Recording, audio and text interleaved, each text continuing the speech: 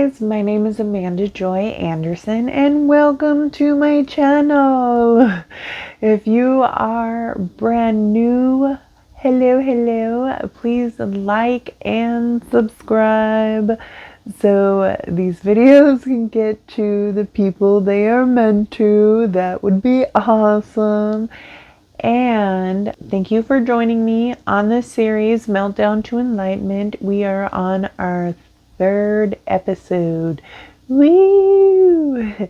We are powering through this, my friends. So, today's episode will be on foundation of self and this idea of self-organization that I really love, and I would like to share it with you guys. Now, there are many ways to self-organize. Ayurvedic medicine is beautiful if you look into that theory. You have acupressure and puncture for balancing energies in the body. You have astrology, which I like astrology more for like the psychological things, and I get excited when things do appear. But we also have an astrology system, and we have all these different systems that really help organize ourselves. Some people use tarot cards. Another way to do that is if you did soap notes on yourself, or if you use the scientific method to problems in your life. And organizing our internal and external self helps resolve any kind of like internal conflict that we have. And it also helps push us and motivate us and get us to our goals. And sometimes our goals, it doesn't have to be something extravagant. Sometimes our goal can just be relieving ourselves of a current situation that is causing us pain or chaos. I like this system for that. Now, I originally learned about this system from a tarot card reader, Blissful Heart. I thought it was very cool. She took spiritual, mental, emotional, and physical, and she laid out tarot cards for it. And I thought, oh, that's super cool. I was like, I'm going to use that. Later on in life, I listened to a few videos from Sadhguru, and I don't necessarily believe everything that he says, but I do agree with self-organization. And I really like this idea, and I think it's something that's moldable, and you're able to work with it with your own idea of what that is for you. So I termed it the foundation of self. I'm sure someone else has another term for it. But that's where you take a look at your beliefs, your thoughts, your emotions, and your physical reality, which could be your physical body, could be your physical environment. And looking at these sections of life and reflecting on them and seeing what is working for you and what is not working for you. And it's pretty cool to look at when you start to write down what's going on in every area. The reason why I termed this foundation of self is because for the longest time, I kept on thinking about foundation, build a foundation. Like, I am a Scorpion moon. So like, I have obsessive thoughts. Okay. I kept on having this thought, foundation.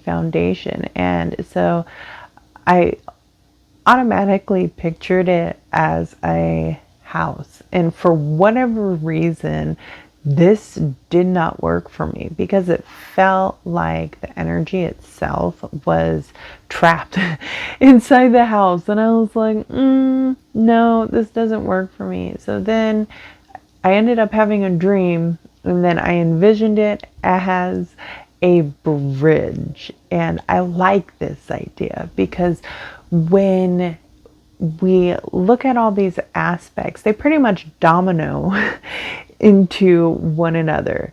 You're thinking about something and then you're like, oh my gosh, now I'm in a panic attack. And then like your whole environment, everyone's like engaged in your panic attack. And then you're like, why is life like this? And then, a lot of times it can go back to like a core belief of like, oh my gosh, this was totally not working for me. This place was not working for me because I felt like I had to be this way or be this certain person. And so I really like the idea of the bridge because that way when we can see certain things, when we have core beliefs that are outdated or belong to someone else that we've adopted, and it seems to be this traffic jam on a bridge.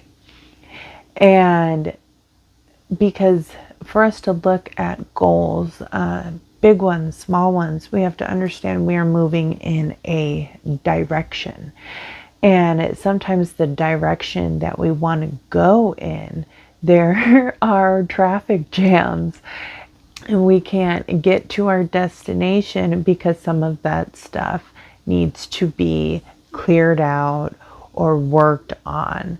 Because I know for myself, whenever I go into creative projects, or really like I'm a very stubborn woman. Anything I have to do, there is some type of resistance where I have to like work through it. And sometimes it's just like internal fears that I can't get past. And I will like create every excuse in the book to not have to do it until it's like, okay, it's time. And I'm like, shit.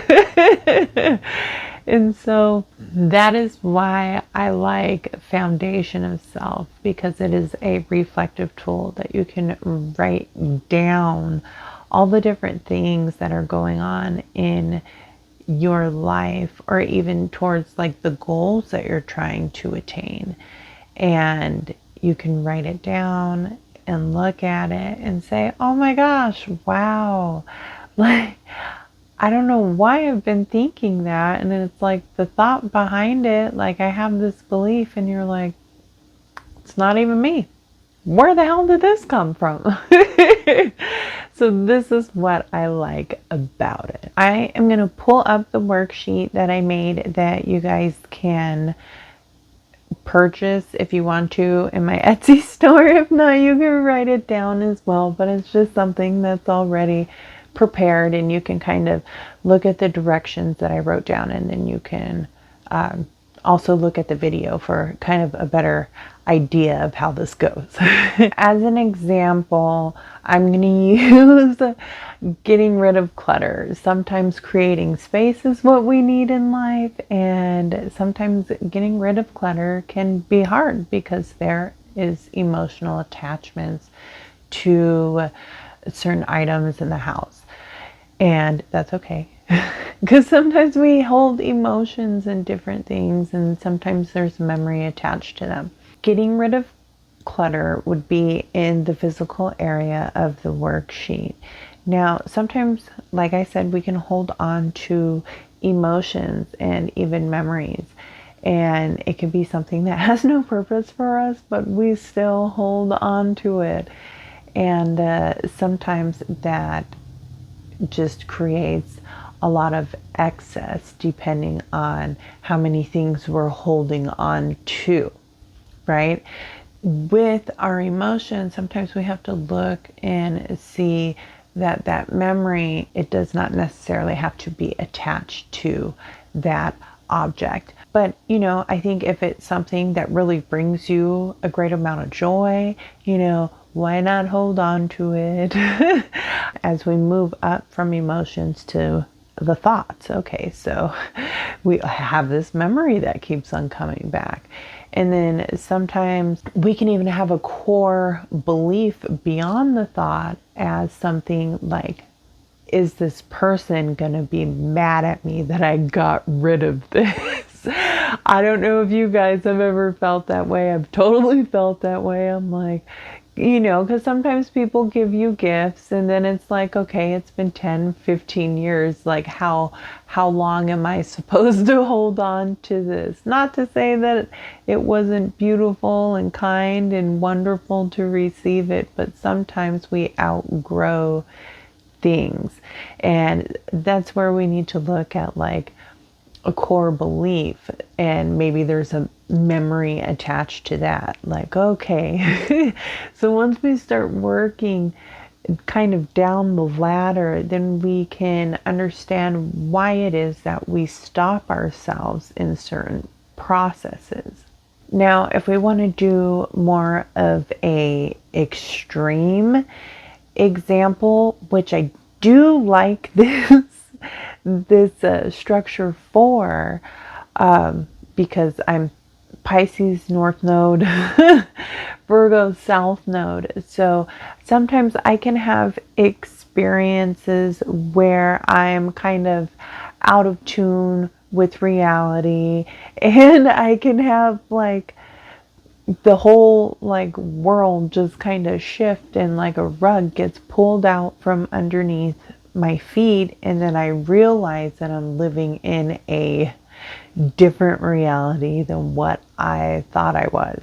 This is something that can be very unnerving. So an example would be like if you found out that a partner was cheating on you, or you got fired from a job that you thought that you were going to get, like a promotion or something like that. It's like those types of situations that just the rug gets pulled out from underneath your feet and you did not expect them to happen. So I'm going to use the relationship one as an example. So like in the belief part, you could put, I thought everything was good. I thought it was gravy. I thought this was this magical relationship. The thoughts can even come in like, was this all illusion? And how much of this is not reality? How far does the truth go? I mean, you can ask questions, which I think are helpful. Look at the emotions. Okay, well, how is this making me feel? Obviously, okay, if it's that situation, it probably sucks. Okay, it's not going to be the best one. It's going to be heartbreaking. I know when I've been in that situation, like I felt stupid. Like, how could I miss all this? And then you start to look at the physical part, the environmental part. Is this a place that I really want to be in? Is there something that I need to change? And you can write your goal based on, well, what is healthy for me? And it's really based on what it is that you feel is necessary in your next step. It helps create momentum, because sometimes you can experience these things and the whole process is so unnerving that you could feel very lost with the experience, and it can be sometimes very hard to dig yourself out of those types of experiences.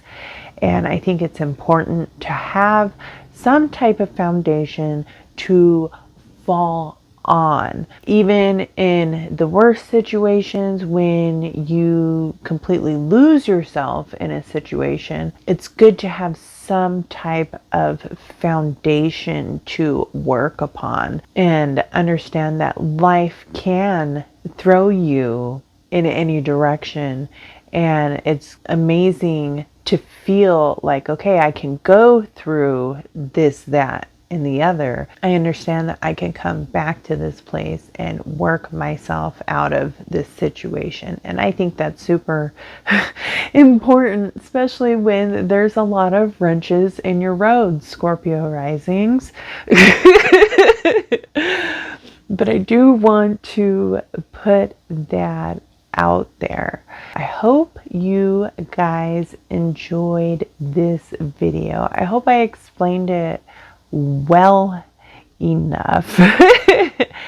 You can purchase the printouts. It's a downloadable PDF that you can download and use if you would like to choose to, or you can write it down, whatever works best for you. I would like to thank you guys for joining me today on my series Meltdown to Enlightenment, and I hope you have a beautiful day.